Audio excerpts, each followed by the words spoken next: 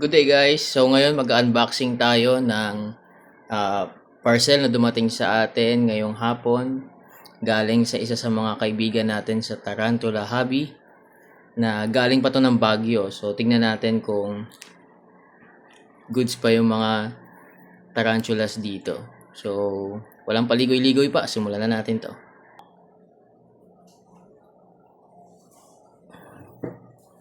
Oops. Let's go. So mas maraming ilaw, mas maganda. Using ko lang yung camera para maganda yung tutok. Alright. Okay. Okay, center lang natin. There we go.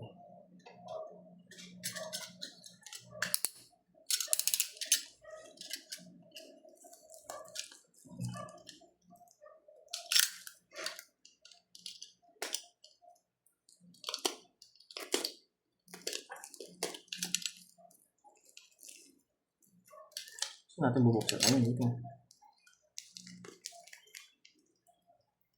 Pa-cutter pa kasi. Ayun. Napunit ang balat.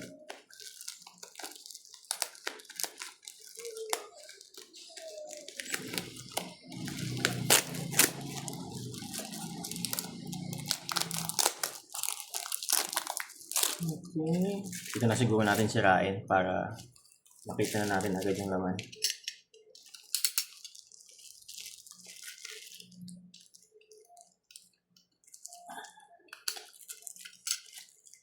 Yes. Yun.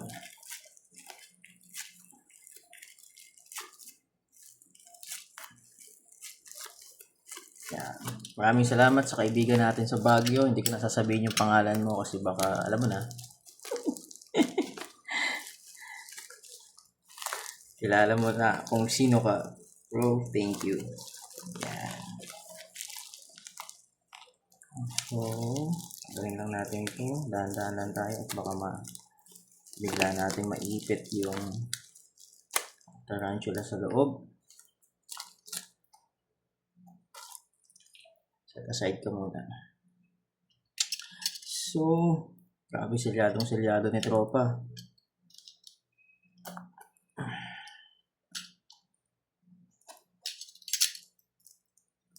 So, hindi na first time na mag-unbox ako ng galing sa Baguio.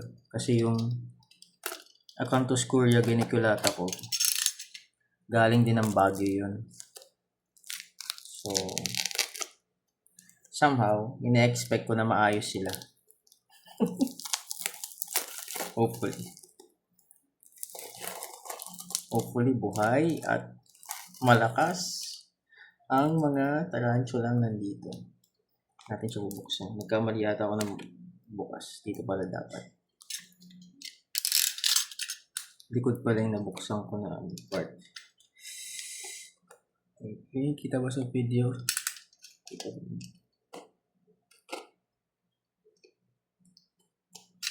Dapat pala ni-live ko na lang ito. Kaso, dapat pala ni-live ko na lang. Kaso mabubura kasi pag ni-live ko eh.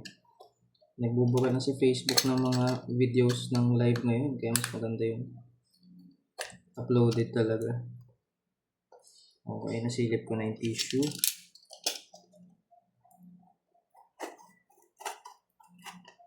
Okay. Careful lang naman tayo. Wala tayong tinamaan. Kahit na ano. There you go. Umpisa pa lang, balot na ng tissue. Let's go. Oops. And then, another one. Thanks, man. Right. Set aside ng mga karton. Okay, wala na laman ha. Pakita natin. Okay. Ano laman yan? So, hindi ko alam kung saan dito yung OBT na RCF. OBT kasi to at saka Gramostola purpuripes na female.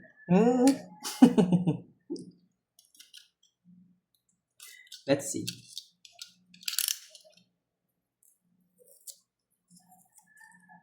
later na siguro ako mag-record ng isa pang video para sa rehousing naman. Wait lang, kape lang ako.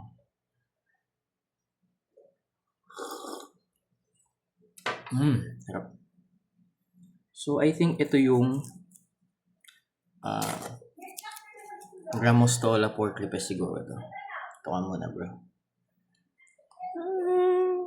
Let's see. Moment of truth. Gamitan natin ng forceps. Oh no. Ito pala ay ito yung OBT. Buhay pa kaya siya? Poke lang natin saglit ha, kasi baka mamaya mag-bolt eh.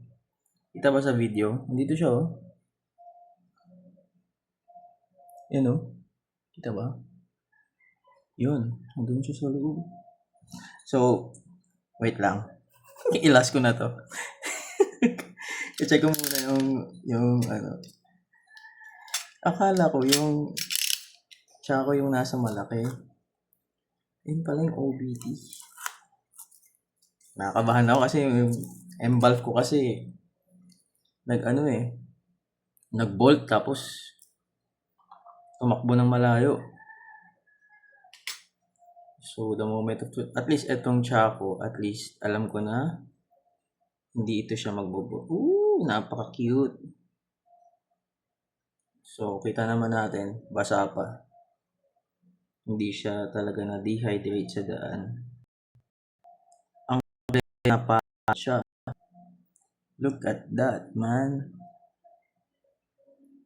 Look. Kita naman. Poke natin konti. Let's see any signs of life. Yes. Gumagalaw. Pagkapangin natin. Parang pre-molt to si tropa. Hindi naman. Ang cute. Ang cute niya. Shh, huwag ka dyan. Shh, huwag ka dyan. Spiderling to. Buhay! Thank you, man. Yan. Yan, dyan ka muna sa loob. Alright.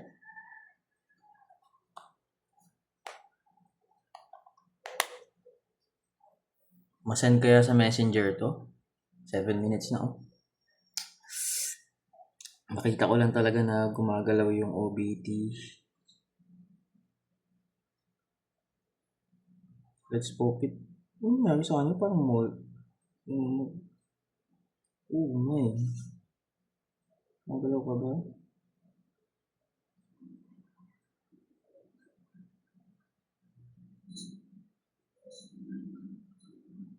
Ito ba sa video? Kita sa video. Naka-upside down eh. Ano nangyari dito sa kanya? Ayokong palabasin. Baka biglang mag-bolt. Gusto ko lang malaman kung buhay ka. Gumagalaw naman siya oh. Hindi kaya nagmumolt to?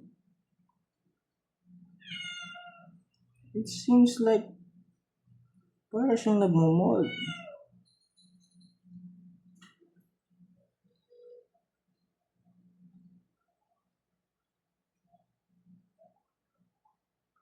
Ayun, gumalaw.